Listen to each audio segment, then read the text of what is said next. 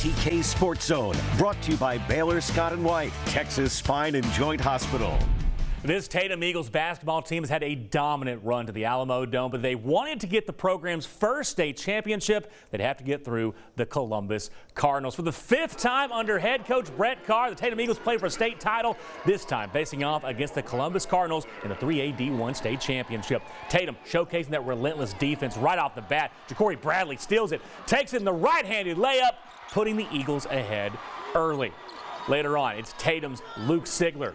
Drives in and able to get that one to fall in, keeping the Eagles in front in the first quarter. They just kept pulling away. Bradley now, this time dished it to Neleus Boyd in a transition, and Boyd lays it up with ease. And the Eagles building that first half lead. Then it's going to be Cooper Whittius. Blows past the defender, passes Jordan Chambers, the big man.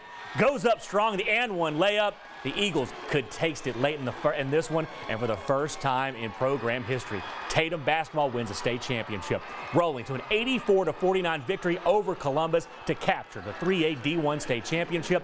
James Grant breaks down this historic day for the Eagles from the Alamo Dome in San Antonio.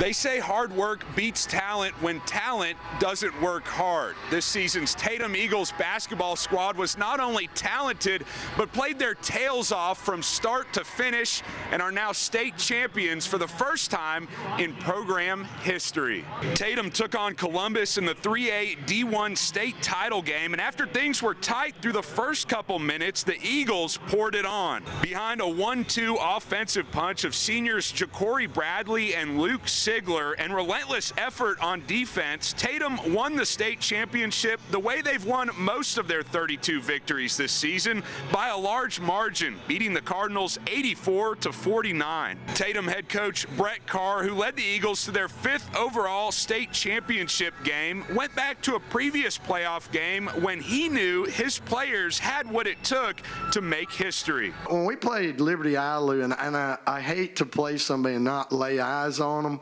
and I had all this film, and I was talking to people on the phone. You know, they came in, I think, 34-0 and stuff, and the way these guys came out, I mean, after that game, I went home and told my wife, said, we got a shot at winning it all, because you don't just show up after all the hype you heard. And they were a good team, don't get me wrong, I'm not taking anything. But the way we came out and played extremely competitive and hard, and you know, I mean, I just think that's part of our culture in Tatum.